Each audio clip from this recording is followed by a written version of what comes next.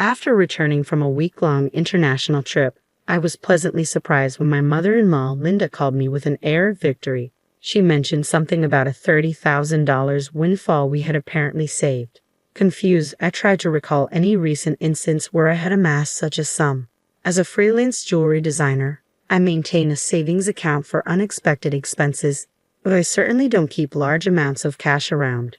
My bank card was securely with me, and normally, no one else has access to withdraw such a substantial amount from my account. He gave it to me, so I took it from the sideboard drawer, Linda declared over the phone, leaving me bewildered. Before I could understand more, she quickly thanked me and hinted at counting on me for future financial help before hanging up. I was left puzzled about the missing $30,000 until Kevin, my husband, returned home and cleared up the confusion. It was a misunderstanding. However, a month later, Linda bombarded me with numerous calls. I chose to ignore them initially, but the constant ringing eventually compelled me to answer.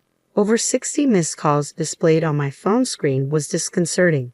As I picked up, Linda's shrill voice filled the room, accusing me of ignoring her. Her tone suggested she felt wronged, but to me, it was merely the consequences of her assumptions. My life as Mary, a 35-year-old busy freelance jewelry designer wanting children but overwhelmed by work, is shared with my equally busy husband Kevin. He originally had a corporate job but now assists me in managing my growing design business. Early in our marriage, my designing gigs were sparse and we largely depended on Kevin's steady income. Now, as my business flourishes, our roles and responsibilities have evolved, but so have our challenges, like dealing with unexpected family misunderstandings about money.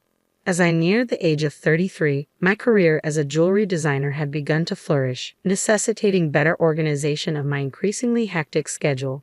Sensing the growing demands of my business, Kevin, who was well placed in his company and on track for promotion, made a bold decision. He resigned from his job to partner with me, applying his skills in management to our joint venture. Together, we secured contracts with prestigious international brands, enhancing both our professional and personal lives. However, managing success came with its unique set of challenges, particularly involving Kevin's mother, Linda. Living alone in the family home, she perceived our lives through a lens of luxury and often approached us with financial requests. "You always seem to be living so lavishly. I'm jealous," she would comment. As part of my role, attending product launches and dinners with executives was routine, yet Linda saw these obligations as mere leisure. Her requests grew more personal over time. "I'm going to throw a party for my friends soon. Can you give me some money for it?" she asked on one occasion. Although it might appear that we could easily afford such expenses, maintaining our business image was costly and filled with obligations that we couldn't ignore. We weren't living in luxury. These were necessary aspects of our work. Despite my repeated refusals, Kevin, being her son, would occasionally acquiesce to demands, reasoning that a little financial help was a small price for peace. "If giving her a little money keeps her quiet, then it's worth it," he argued, finding it simpler to appease her than to have her work disrupted. Yet Linda's demands only escalated. Recently, she expressed a desire for a new dress for an upcoming gathering. Just the other day, Linda came over and pestered Kevin. "Wouldn't a two-piece suit work? We've been asked to buy clothes before," she said. There might be cheaper options, but what Linda wants is certainly not cheap. I explained to her that her rebuttal was that it was a fancy party, and she couldn't be the only one dressed in old clothes. Furthermore, she insisted on a matching bag, leaving us exasperated. To manage her frequent requests, Kevin had previously set up a credit card in Linda's name, instructing her to use it for her expenses. Initially, she overspent significantly and was cautioned by Kevin. Although he asked her to inform us before making significant purchases, she continued her extravagant spending. This pattern of financial demands has left both Kevin and me at our wits' end, trying to balance the delicate act of supporting family while maintaining the integrity and sustainability of our business. I discovered an exquisite ring and couldn't resist purchasing it, though I regret not informing you beforehand. Unfortunately, the bill was exorbitant. If spending is going to be this unrestrained, perhaps it's best to return the card. We simply cannot cover these costs. The credit card was in Linda's name, but Kevin was the one managing and paying the bills. Linda seemed to misunderstand the purpose of the credit card, treating it as if it were an unlimited resource. She didn't grasp that every purchase made would eventually need to be paid for, and since the money wasn't coming directly from her own pocket, she continued to use it freely. Recognizing the need to curb her spending, Kevin decided to set a spending limit on her card. This led to Linda storming into our home one day, frustrated and complaining. "What the heck? I couldn't pay for my shopping the other day," Linda complained. "Why?" We explained that your excessive spending was straining our finances, which necessitated lowering your monthly limit. Kevin replied, trying to maintain some peace. "It's still enough, right? But you two are still dressing up and going to fancy places. How is what I'm doing any different?" Linda protested, viewing our activities as purely recreational. "That's part of our job, Linda. If that's a job, then what I'm doing isn't any different," I explained. "It's unfair that only you two get to have all the fun," she argued. While it's true that our work involves attending product launches and parties in luxurious venues, these are professional obligations, not leisure activities, despite her misconceptions. Setting the spending limit on Linda's credit card seemed to have calmed the situation somewhat. Occasionally, Linda would visit and air her grievances to Kevin, but overall, life proceeded without major disruptions. As the end of the year approached, an exciting opportunity presented itself. A foreign brand manufacturer approached me with a proposal to expand our business dealings by relocating our base overseas. The prospect thrilled me, as it could potentially elevate me to the ranks of top-tier designers. Kevin, ever supportive as my manager, was all for taking the leap. "It's a chance we have to take," he affirmed. However, the prospect of moving abroad brought a new concern. Linda. Given her past behavior, it was a legitimate worry that she might insist on joining us overseas. The idea of living internationally was appealing, yet the thought of dealing with Linda's demands in a new country was daunting. When we shared our plans to move overseas for work with Linda that weekend, she responded exactly as we predicted. "I want to come too," she declared, assuming our move would be an endless vacation. "We're going there for work. It won't be as leisurely as you think," Kevin tried to clarify. "You're trying to trick me. You plan to live even more lavishly there without me watching," she accused. "We're not moving there permanently. We'll come back after our work is done," I assured her. I explained, trying to ease her concerns. "Yes," she retorted, "you're saying that, but you're planning to leave me behind, aren't you?" Exhausted by this repetitive argument, both Kevin and I were weary. In an attempt to compromise, Kevin suggested, "Okay, we can't take you with us, but how about we pay for a week-long trip for you instead?" Linda perked up at this. "Really? Are you sure?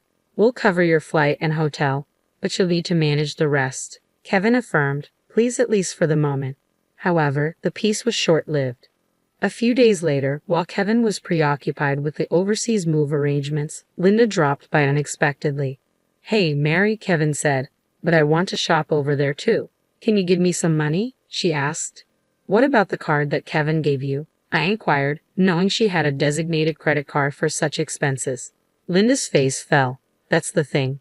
Kevin finally took it away from me the other day," she admitted. It appeared she had been reprimanded for overspending, and anticipating the challenges of managing finances with different currency rates overseas, Kevin had confiscated the car. "I don't have that kind of money on hand either. I can't give you money without Kevin's approval." "Can you ask him?" I suggested, knowing full well Kevin's stance. "It's no use asking him. That's why I'm asking you," she pressed, raising her voice in frustration. Despite this, Linda did end up going on a 10-day trip abroad, which I assumed Kevin managed to fund somehow. Upon her return, she called me, brimming with excitement. "I'm back, and it was so fun." She excitedly shared tales of her sightseeing and dining adventures. "Though I hadn't asked, and I overbought souvenirs. I could have fit them in my suitcase if I had them shipped here. Can't wait for them to arrive," she exclaimed. "That's nice," I replied, trying to keep my tone neutral despite feeling a bit overwhelmed. "Thanks to the money you saved up, I had a blast," she exclaimed. "Saved up money? What are you talking about?" I responded, puzzled and a bit alarmed, having no recollection of setting aside money for her splurge. "I found it in your house's sideboard drawer," Linda said, claiming she took $30,000. I was stunned. Why would such a large amount of cash be stashed away at home, especially not in a drawer where anyone could find it? Confused, I confronted her. "I'm not sure what money you're talking about, but taking it from our house without permission is theft, even if you're family. Do you understand that?" I asked. Linda's response was unsettlingly casual. That's why I'm telling you now. I used it. Consider it a post-factum report, she declared unapologetically. I have no idea about this money, but if you took it and used it without telling anyone, that's a crime. And if it was something Kevin had set aside for an important transaction, it's even more serious, I explained, trying to make sense of the situation. Despite this, there hadn't been any noticeable disruptions in our business finances during her trip. You two live so extravagantly, so why can't I have a little of that? Think of it as doing a favor for your parent. It's not a big deal, right? She rationalized, showing a sense of entitlement that was hard to comprehend. It's one thing to ask for help from your son and his wife, but this is not how you should behave after taking someone else's money, I replied, still in disbelief. I'm glad you enjoyed your trip. I'll have to discuss this with Kevin when he returns, I continued. Kevin will understand. After all, I'm his only mother, and $30,000 isn't much to him, she assumed. All right, I'll pass the message along, I said, astounded by her lack of awareness.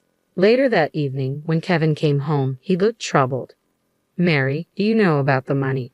I left it in the drawer, he asked urgently. 15 days ago, I withdrew it from my bank account, and now it's gone. Keeping such a large sum in a drawer, didn't you think it was careless? He questioned. I needed cash immediately for an urgent payment. Do you know anything about it? It suddenly clicked. Linda's earlier call, thanking me for the $30,000 and mentioning how much fun she had, made sense now. It was Kevin's money, meant for a crucial purpose. Kevin, today Linda called, thanking us for the $30,000 and saying she had a blast with it. I didn't understand what she meant until now, I explained, piecing everything together. So it was Kevin's money, but what was such a large amount meant for? I asked. Hey, if it wasn't for a business payment, we've been doing bank transfers for a long time, right? Why cash all of a sudden? I questioned, trying to understand the whole scenario while dealing with the ramifications of Linda's actions. I was aware it was Kevin's money that had disappeared, but the full context was still unclear to me. Linda, it turned out, had taken the money without informing us, and I needed to understand why. I asked Kevin, puzzled by the situation. Kevin began to unravel the backstory. After he had reduced the credit limit on Linda's card, she started secretly borrowing money from various sources, including consumer finance cards and credit cards she had opened without our knowledge. When Kevin discovered her growing debt, he took away all her cards and withdrew cash to settle her debts directly, aiming to bypass the banking system to keep our business accounts clean and maintain trust with our partners. This was also partly a farewell gesture as we're moving abroad and won't be around to manage such issues for her, Kevin explained. I plan to handle her debts discreetly to prevent our financial records from getting complicated. A month had passed since then, and as I was busy packing for our move, Linda's frequent calls became hard to ignore. When I finally took her call, her voice was tinged with desperation. Why aren't you answering my calls? I've called so many times, she said, almost in tears. I'm sorry, Linda. I've been caught up with the move. What's going on? I asked, trying to remain calm and give her a chance to explain her side. It's not just one thing, it's everything. They're asking for payments almost every day. It's too much, Linda confessed, her voice cracking under the strain. Have you tried contacting Kevin about this? I inquired, hoping she had sought his help first. He seems to be blocking my calls. I can't get through to him at all, Mary. You're my only hope now. Please help me, she pleaded. I realized then just how complex the situation had become. Linda's financial recklessness had led her into a labyrinth of debt, and now, isolated from Kevin's assistance, she was turning to me as her last resort. As we prepared to start anew in a foreign country, the challenges of dealing with Linda's financial chaos loomed large, demanding immediate attention before we could fully focus on our new beginnings. I was taken aback by Kevin's drastic approach toward his own mother. If he had used the prepared funds to directly settle Linda's debts, this distressing situation might have been avoided. Instead, Linda was now overwhelmed with collection letters and relentless calls from finance companies and consumer lenders. It was a scene reminiscent of something from a dramatic film, one I had never expected to witness in real life. I'll talk to Kevin, but I can't guarantee what he'll do. A son should help his mother in trouble, right? Please ask him for me, Linda pleaded at the end of our conversation. However, with our impending business expansion and our financial resources already stretched thin, we couldn't afford to further assist Linda, especially given that she had misused the money meant to settle her debts. When I relayed the details of the call to Kevin upon his return home, he responded with a mixture of fatigue and resignation. I had planned to sort things out before we left, but she squandered that chance herself, he said coldly. Indeed, the money was originally earmarked to clear Linda's debts, but she had instead blown it on a lavish trip, leaving no room for excuses. As Linda's calls persisted, I followed Kevin's lead and set her number to block, although part of me wished to help her. After all, she was Kevin's mother, but there was nothing I could do if he had chosen to detach from the situation. Meanwhile, the day of our move overseas was quickly approaching, and I still had a lot to pack. Amid the chaos of packing, I discovered another troubling piece of news. Linda had resorted to selling her house to manage her debts. It turned out she had concealed even more liabilities than we knew. The total amount was so substantial that even after selling her property, she couldn't cover it all.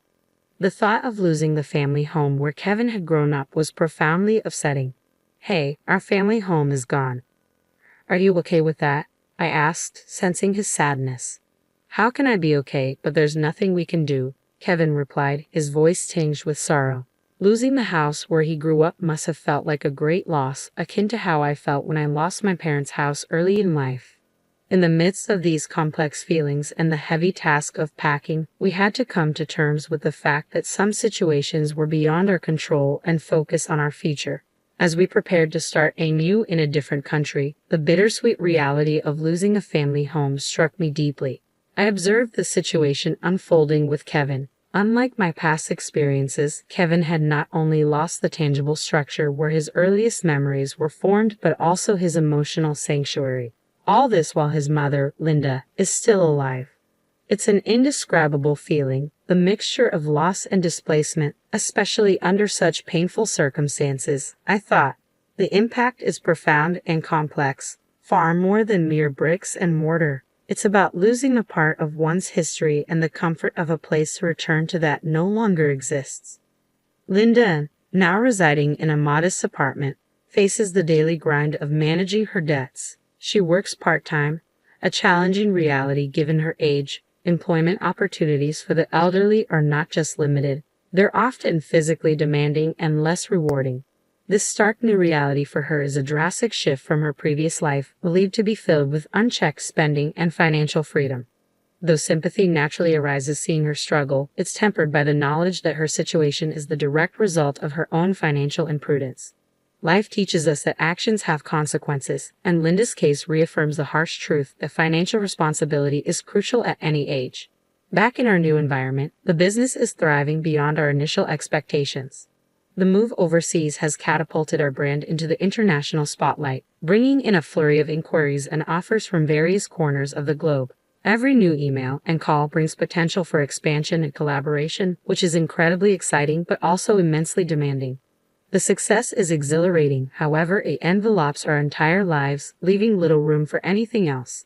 Days blend into nights as we navigate time zones and cultural nuances, striving to make the most of this golden opportunity. Despite the professional achievements, our personal lives bear the weight of our relentless schedules. The dream of expanding our family seems more like a distant vision, something we hope to circle back to when the waves of immediate demand subside. Kevin, who juggles multiple roles from logistics to client management, feels this strain acutely. As partners in both life and business, we find ourselves pondering the future and our priorities, wondering how we can align our professional goals with our personal desires. As I look out of our apartment window, taking in the view of the far landscape, the neon lights blur into the night, mirroring the blur of our daily lives. It's a view filled with promise and anonymity. A stark contrast to the familiar streets we once knew. This city, vibrant and relentless, is now our home, yet it starkly contrasts with the quiet, steady life we left behind. The complexity of our new life is exciting but also daunting, filled with endless tasks and decisions that challenge us at every turn.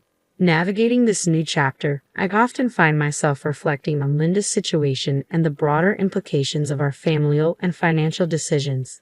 It's a continuous learning curve, understanding how deeply intertwined our choices are with the fabric of our lives. Each decision, each sacrifice, and each success shapes not just our immediate circumstances but also the legacy we leave behind. As we build this new phase of our life, we remain mindful of the delicate balance between achieving success and maintaining the relationships that define who we are beyond our business achievements.